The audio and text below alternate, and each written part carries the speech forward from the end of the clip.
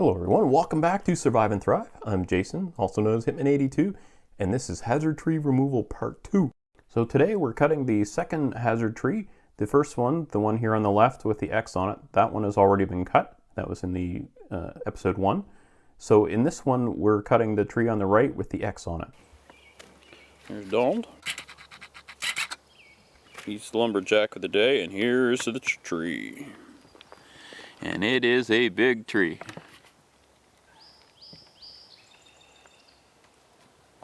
And we're taking it down. You can see the chain there. That's to pull it down.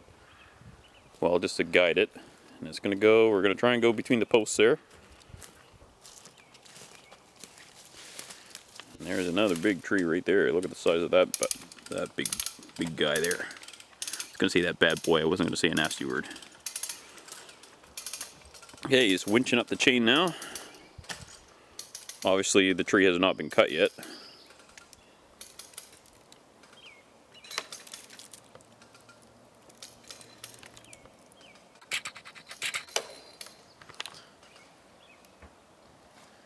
Okay, now we're going to move positions. I'm going to record from a different spot, a little bit safer.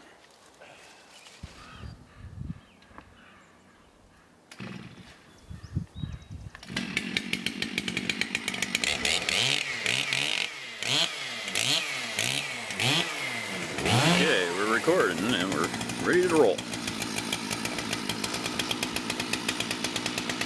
Okay. It's a big tree. Oh, right there.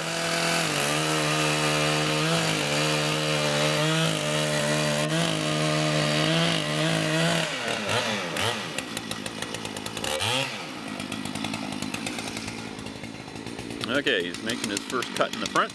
We're going to cut out a wedge. A bit of wind noise here, sorry.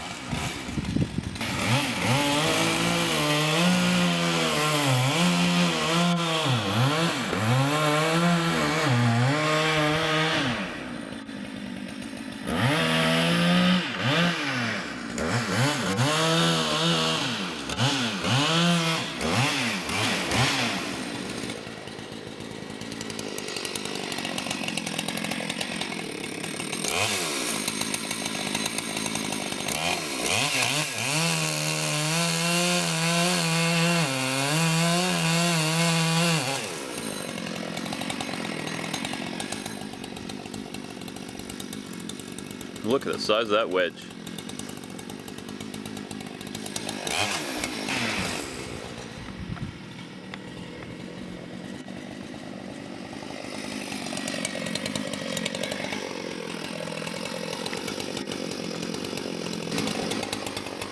Okay, now comes the back cut.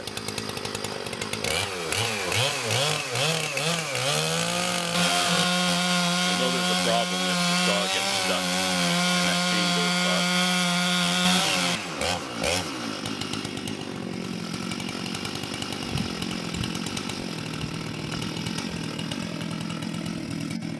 That is a big tree.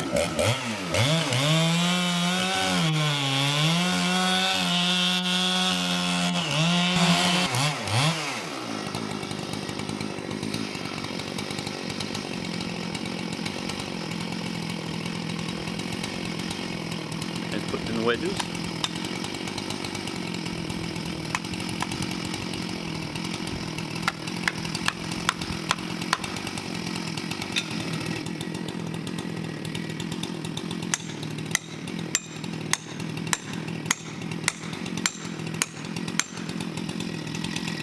See the chain getting a bit slack. Tiniest bit.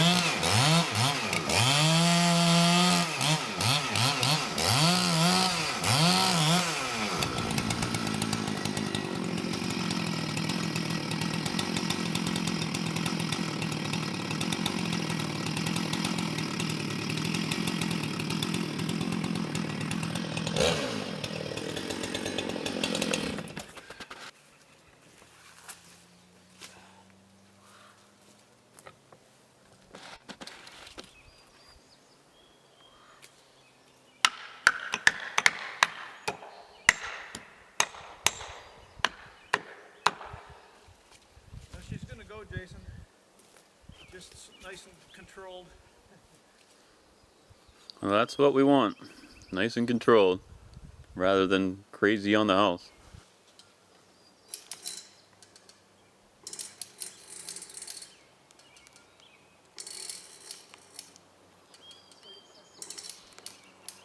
Yeah, you can hear a bit of cracking.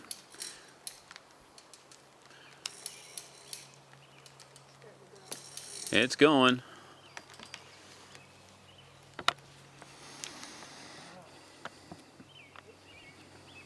It's stopping. Nope, it's still cracking. Yep, look at that gap opening up. It's going. Keep going.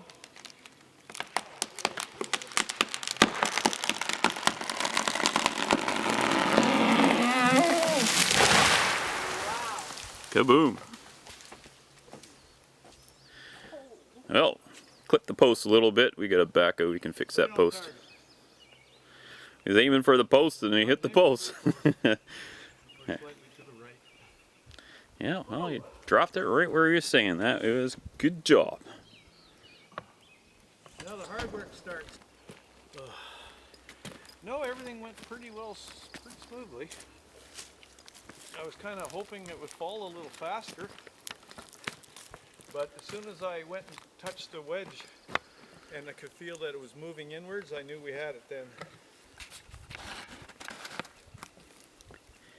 You can see the sap that came out of it is sitting on the stump. That doesn't look too bad. We're going to get some good milled wood out of that. Yeah, we're going to get some, oh geez. Yeah. All right. Yeah, we're going to get a few hundred studs out of this for sure. Excellent.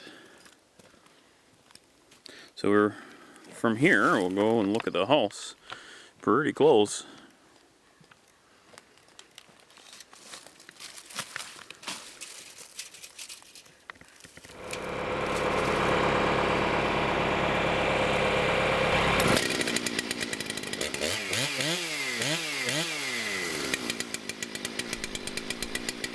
The tree is down across the road here, so this is a little tricky cutting in here. It's really easy to bind up the saw, as you'll see soon enough.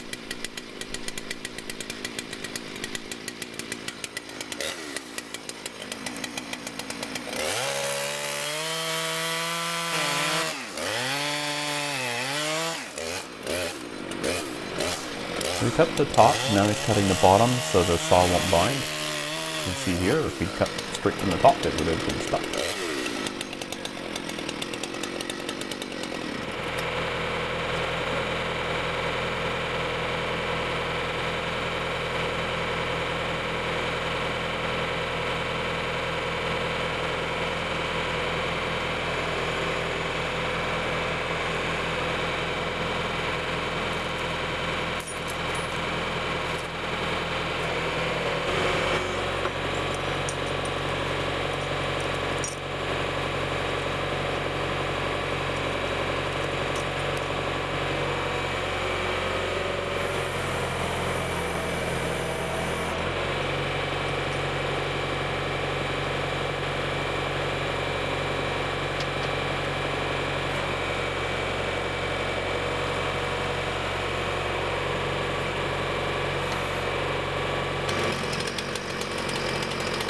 He's making his second cut on this section. And the top part.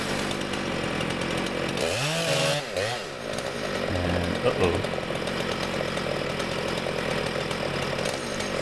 So we're gonna release the tension here a bit. Nope. So I feel stuck.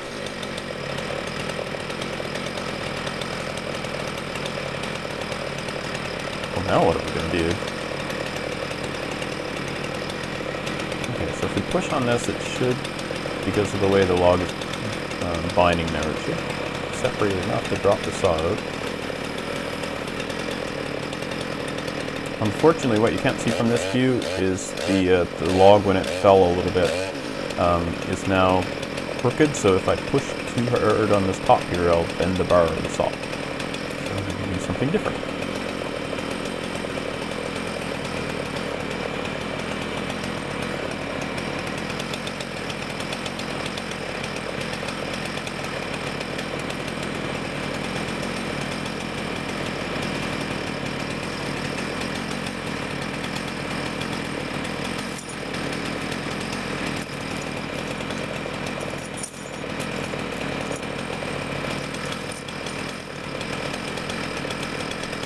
tricky cutting across when the log is suspended above an area like this. It is very tricky to cut it up and bucket into pieces.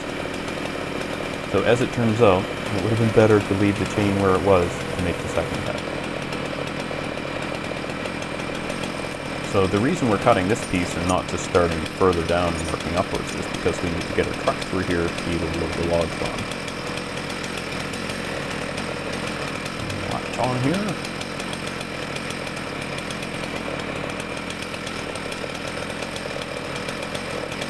Now I'm just waiting for him to grab this off, but oh well.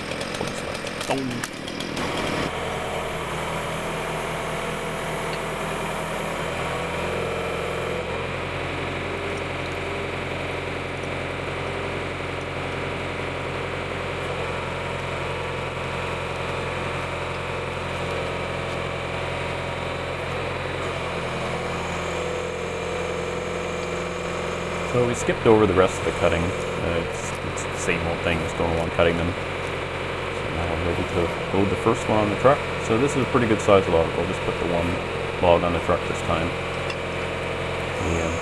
To take it up to where we store our logs, it's kind of a rough woods road, so we don't want to put too much weight on the truck for that. I mean, it would easily take it, it's just the truck is getting kind of old, so we want to go gentle. The same on the backhoe. We're treating this as their retirement, so we go pretty light on them, easy on them. And Donald's really threading the needle here. You can see the fence wiggling in the background. That's the mirror going along the fence. There is no room on either side. So it's really tight through here, just because of the tree laying across.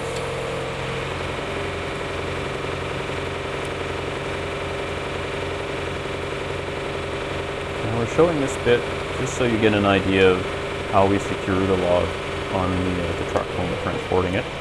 So first he's blocking the log so it can't roll. We've got it on those boards underneath so that the chain can pass underneath easily. You'll see in a moment. Watch this. Oh, wasn't that lucky? I don't know if you saw it or not. The hook dropped off the edge of the truck, and then when he grabbed it, it pulled it back up. That was lucky. Normally when I do that, it slips off and I have to be careful with it. I'm going to point that out. So at no point is he really under the bucket other than just his hand there at one point, but it's fairly safe like this. We try to be as safe as we can most of the time. Sometimes you can avoid it. Alright, so by wrapping the chain like this and then putting it across and lashing it down on the other side or attaching it on the other side, the log can't really roll. So he's got that come along that we use to pull the tree down. You can see him levering it. So what that is basically a winch, an inline winch. So he's winched the thing on, and now he's taking it up for us to unload.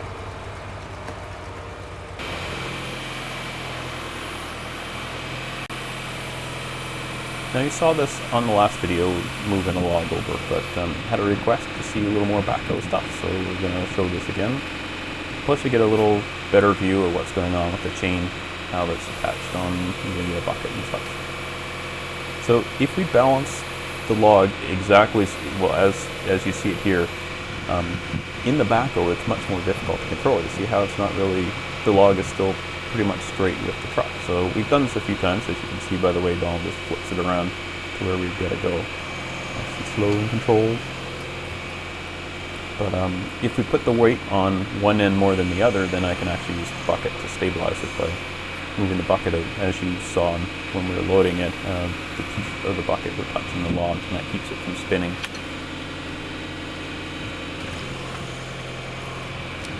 And we've learned long ago to not try to pull the chain out of there by hand, so we just use the backhoe to pull the chain out. So sometimes that hook will catch, and the log will roll a little bit. And just flip the chain over and keep it back in, and off we go again for the next one. And that about does it for our logging episode. That's the second tree down. So we have that other big tree there. I'll record when we take that down. I'm not sure when that'll be. We're probably going to leave it for another year just to see how it affects the needles and stuff falling on our house because of the rain collection system. That was one of the driving forces behind us removing those two trees. It's also forest fire season here. When I look out the window right now, the sun is ruddy brown, and at night the moon is a ruddy brown with a big halo around it because of the smoke coming from eastern British Columbia where I live. So it's blowing over, and yeah, it's really bad in the forest right now, so we're not doing any of that stuff right now. So thanks so much for joining. Hit a like if you enjoyed what you saw, and if you haven't subscribed already, subscribe and you'll see more of these videos now and then. They take a lot of time and effort to record and edit. It slows us down quite a bit when we're working, so we don't really record too many of them. I do hope to get more often, so tune in for those, and I'll see you next time. Bye for now.